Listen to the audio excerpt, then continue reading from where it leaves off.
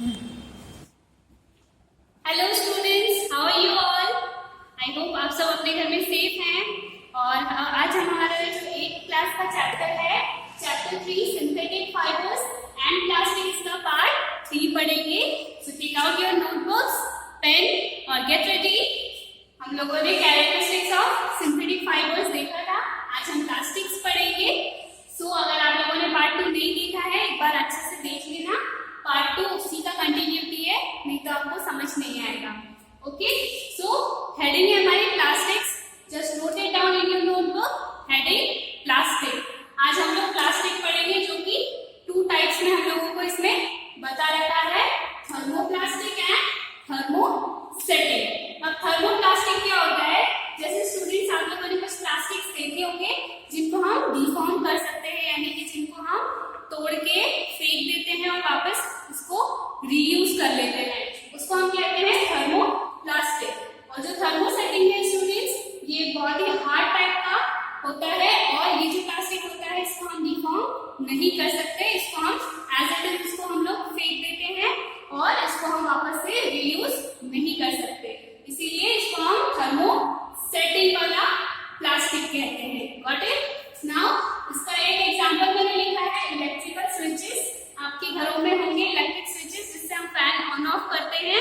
वो स्विचेस किसके बने होते हैं? थर्मोसेटिंग के। Got it students? और बहुत सारे डिनर सेट्स होते हैं जो कि प्लास्टिक के होते हैं, जो आपने देखे होंगे।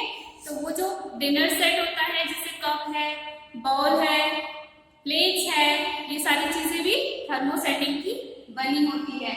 तो अब हम इसको बुक से एक बार ब्रीफली पढ़ लेते हैं कि इसमें कैरेक्टरिस्टिक्स क्या क्या दे रखी है।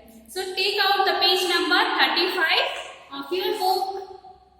Here with the heading characteristics of synthetic fibers.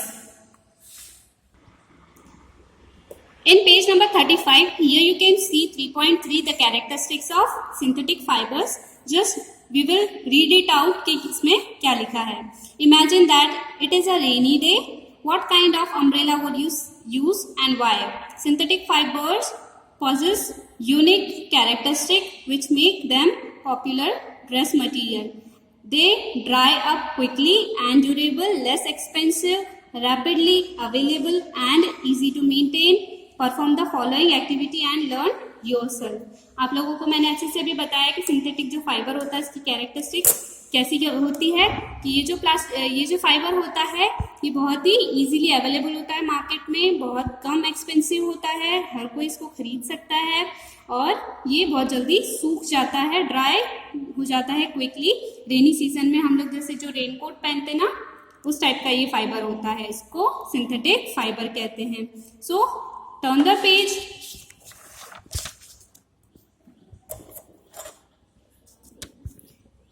Do synthetic fibers soak less or more than water? The natural fabrics, do they take less or time to dry, more time to dry?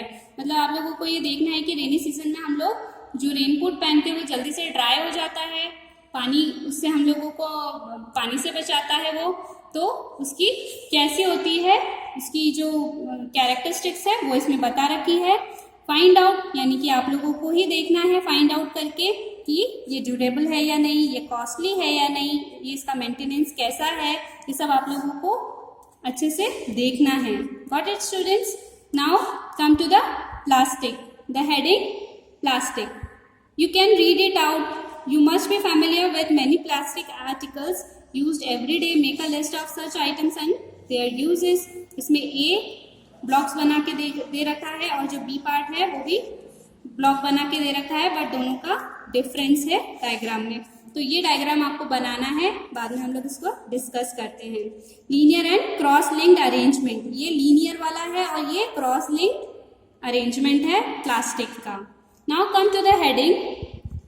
Plastic is also a polymer like the synthetic fiber. All plastics do not have the same type of arrangement units. In some of it is linear whereas other it is cross linked.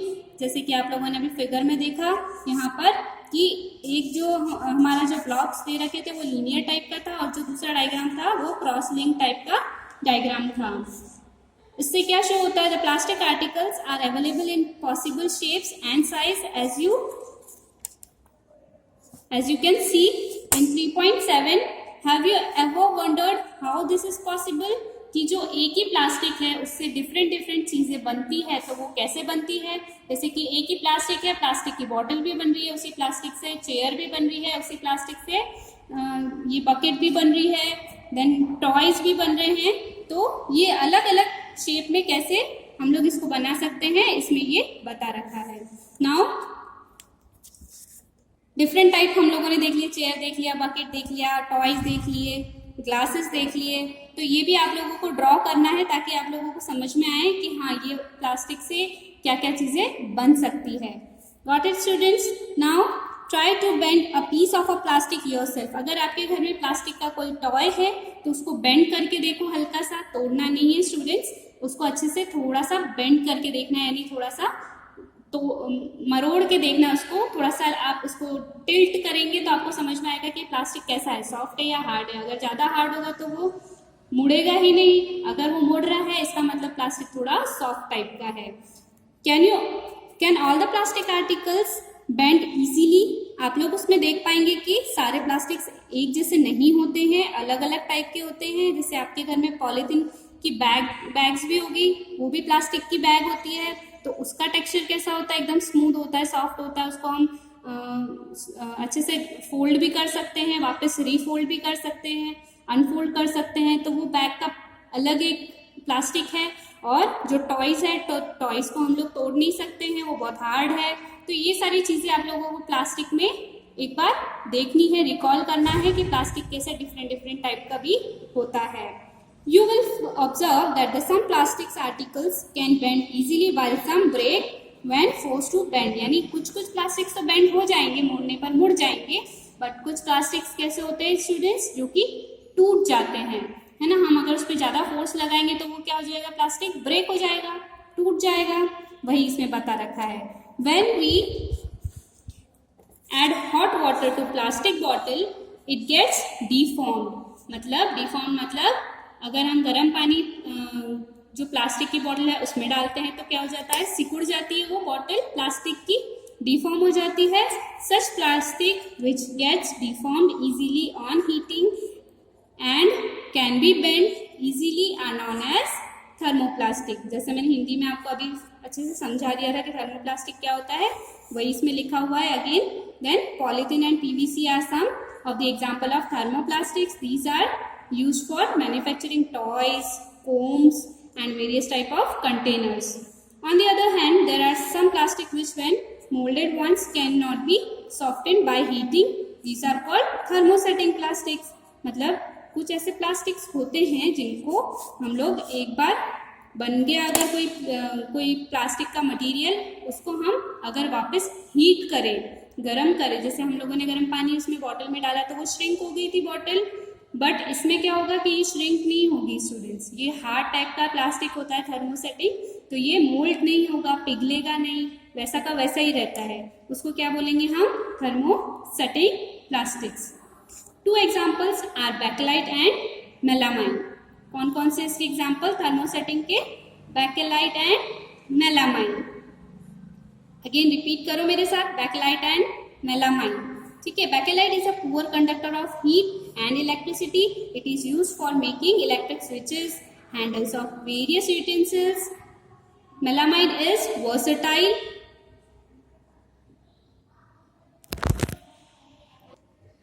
It resists fire and can be tolerate heat better than other plastics. It is used for making floor tiles, kitchenwares and fabrics which resist fire. Fire से बचने के लिए हम लोग melamine और ये जो Bakelite है इसके हैंडल्स बने होते हैं हमारे यूटेंसिल्स में, आप घर पे देख सकते हैं। जैसे कि आपके घर में कुकर होगा, कुकर को आप अच्छे से जहाँ से पकड़ते हैं उसका हैंडल, उसको नोट करना कि वो बैकेलाइट का बना हुआ है, उससे हीट ट्रांसफर नहीं होती है उसमें, और इजीली हैंडल हम लोग उसको पकड़ सकते हैं। तो वो किसका बना होता है? अगेन बैकेलाइट एंड मेलामाइन का, और वो थर्मोसेटिंग प्लास्टिक का एक एग्जाम्पल है। तो आप लोग घर में कुकर का एग्जाम्पल आप देख सकते हैं। अगर आपके पास में वो जो डोसा पैन होता है जिसमें हम रोटी बनाते हैं, उसका हैंडल भी आप देखना, चेक करना, वुड का है तो इट्स ओके, बट अगर दूसरा कोई प्लास्टिक यूज किया हुआ है तो वो आप देखना, वो बैकेलाइट का ही बना होगा। और ये जो है थर्मोप्लास्टिक का एक एग्जाम्पल है। Got it students? I hope thermoplastic और थर्मोसेटिंग आपको अच्छे से समझ में आ गया है। Now will move forward. So students, here you can C figure 1 and figure 2। 3.8 में सम आर्टिकल्स दिए हुए हैं जिसको आपको देखना है कि कौन सा थर्मोसेटिंग प्लास्टिक है और कौन सा थर्मोप्लास्टिक वाला है। थर्मोप्लास्टिक वाले आप लोगों को दिए हुए हैं और ये भी दिया हुआ है। इसमें आप अच्छे से समझ पा रहे होंगे कि डिफरेंस क्या है, तो आप ये नोटबुक में आपकी ड्रॉ कर लेना, थर्मोसेटिंग और थर्मोप्लास्टिक हेडिंग डाल के। Okay students, now come to the point 3.5 plastics and materials of choice. Today if we think of storing of food items, water, milk, pickle, dry fruit, these all items हम लोग किसमें रखते हैं? Container में, plastic के container में। Plastic container seems most convenient, हम लोगों को बहुत इजीली अवेलेबल भी हो जाता है, चीप भी होता है, इसीलिए हम लोग इसमें अच्छे से ये सारी चीजें स्टोर करके रखते हैं। This is because of their light weight, lower price, good strength and easy handling. Being lighter as compared to metals, plastics are used in cars, aircrafts, spacecrafts and so on. The list is endless.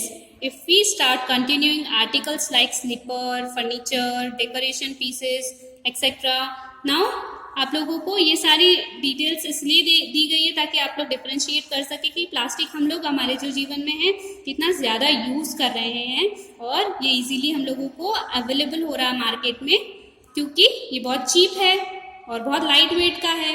Right students, now let us discuss the characteristic properties of plastic. First of all हम लोगों को दे रखा है plastic is non reactive.